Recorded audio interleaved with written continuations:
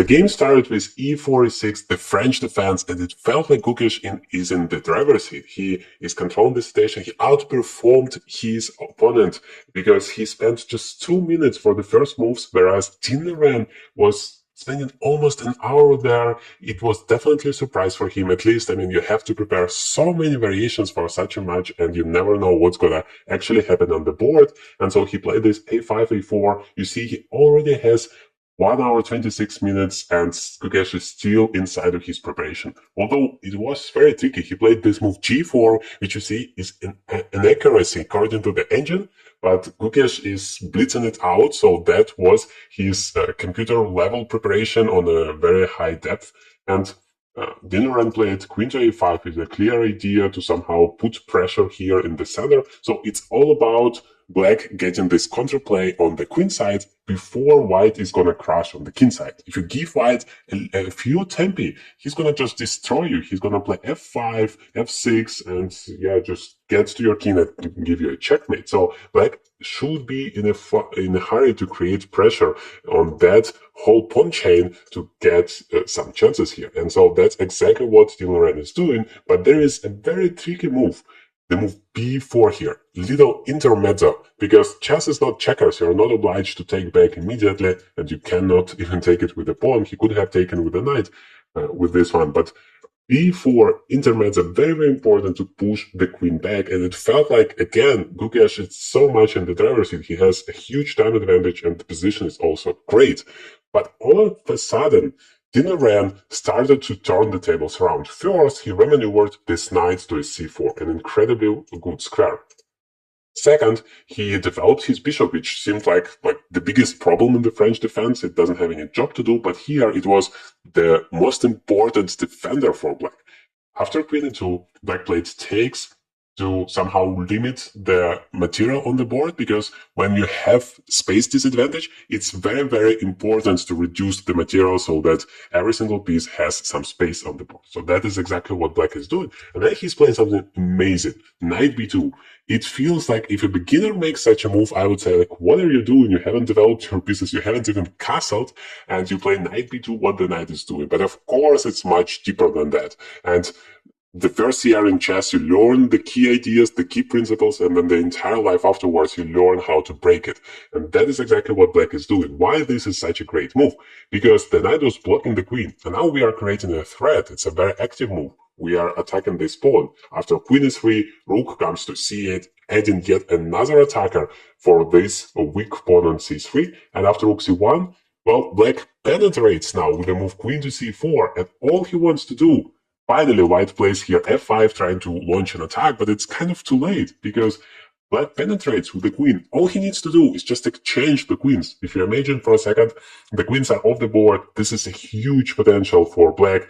Completely overwhelming position. So many weaknesses in white's camp. You just cannot allow that. That is why Gukesh struggled here. He was like, how can I save the queens on the board? And so he played queen e1, which is a very bad move when you know it. I mean, but the pressure, you felt it on the board from this moment is enormous for both of the players, of course, but for Gukesh, it was so difficult. He's just 18 years old, and everybody, absolutely everybody, predicted him to win the match. And so it's game number one. He feels an incredible pressure, and here it all starts. Both of the players, you see that at this point, he even has less time than his opponent. So even though it was hard for Liren in the beginning, he has tremendous nerves despite his opponent's preparation. He played very coordinated, very well-executed moves. And now after bishop g5, he's basically winning the game. It's -2, and it's only move number 22, and he's outplaying one of the strongest players in the world. That's the spirit. And remember, Liren hasn't won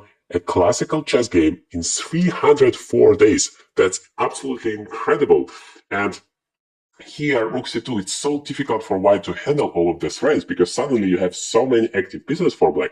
Black is playing rook c4, creating yet another threat. So your main task in chess is to make your opponent's life as miserable as possible, to put as much pressure as possible. And that's exactly what black is doing. And for Gukesh, every move, it's so tough to make it, because rook d4 is a huge threat. The rook is hanging. So he played h4, okay, creating counter threat, but bishop f4 played instantly, absolutely instantly by Liren, and now again you have another weakness and you have to like find a move. Gukesh found the queen b1 move, only reasonable try here because there are so many tactics involved. You can't even imagine. It's so complicated behind the scenes how many variations people are going through in their mind. But in the end of the day, black can just take this pawn on c3, as simple as it might seem. It's just hanging. So black took it. White is sacrificing all of the material just to get again to this king. That's the only source of counterplay. Otherwise, black is just having an absolutely winning position. But white is trying to get there. It's not simple at all. Because here black has this choice, like how do you capture the pawn back? And bishop takes e6 indeed was a better option, and then you need to go for these whole complications with bishop to c5. Like it feels very scary, but then you find those ideas. Also, rook e1 was a very good move, and yeah, your king is in the center, some crazy ideas in mind, and Liren said, well, you know what, I don't want to get into that, I want to just take it with the pawn. But it, of course, also has drawbacks. It's now more difficult to make castles, and that's exactly what mattered here.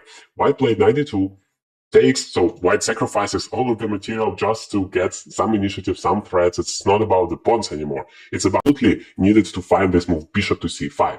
Of course, he saw it. I mean, there's absolutely no doubt about it, but this move order is important because that way you block the castles, and this rook does not participate in the game.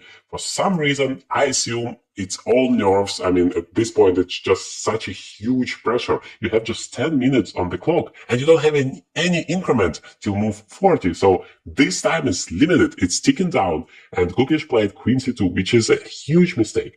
Why? Because it allows black to castle. This is the most important thing. Of course, you cannot castle immediately because of the same bishop c5 idea, which is like double attack or even a triple attack, and you lose as black. But Liren is a beast when it comes to calculation. And of course, he found the key idea here, queen to c4, attacking the opponent's queen. You cannot allow yourself to exchange the queens. You might as well just resign. So you have to get a way out of it, and then just castles. The king is finally in safety. Yes, it's not too easy because bishop d4, well, white is still trying to create some threats, but at least the king is there, and the rook is also very active. That's a huge difference. Now you also need to find like the only move that gives a huge advantage for black. But again, Liren found it with just 7 minutes on the clock. He played knight to d3, the only move here, and then after queen e3, he found rook takes f1, takes at e5. We are given one pawn back, but the g4 pawn is also hanging, so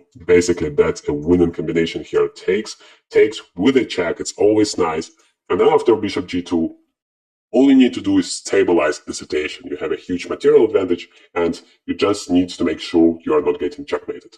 So Liren played here bishop f5 with an idea to go bishop e4 and just block this e-file in the first place, so you block your opponent's idea, and at the same time you create one of your own. Checkmate in one is strong enough. So in all cases, you want to make those multi-purpose moves where at the same time you create a threat and you block your opponent's idea. White played here bishop g3 because, well, of course, Gukesh didn't want to resign, and he only had like 30 seconds to make the last 5 moves. That's a huge time trouble without an increment. I can't even imagine what kind of a pressure he felt at this point. And believe me, I don't want to experience it. King to h2, he just tried to like get the king to the safety and maybe create this bishop h3 idea to at least get some fresh air. But just h6, no problem, bishop h3, okay, queen d1, creating checkmate threat in 1, bishop went to d6, and now finally we achieved move number 40, where both players are getting additional 30 minutes, and it seems like the situation is completely clear. Liren says, well, I have 2 extra pawns, 3 extra pawns are even better, so let me grab another one. He takes here on an e2, and of course, that's an incredibly important pawn. The passer is coming. White tried to create a few threats here, but after this check, Gukesh realized he doesn't have anything at all. The king is secure. You cannot really go away with the queen because your king is also in trouble here. Queen g2 is a huge threat coming. A pawn is coming, so white resigns here. If you like this, subscribe for more.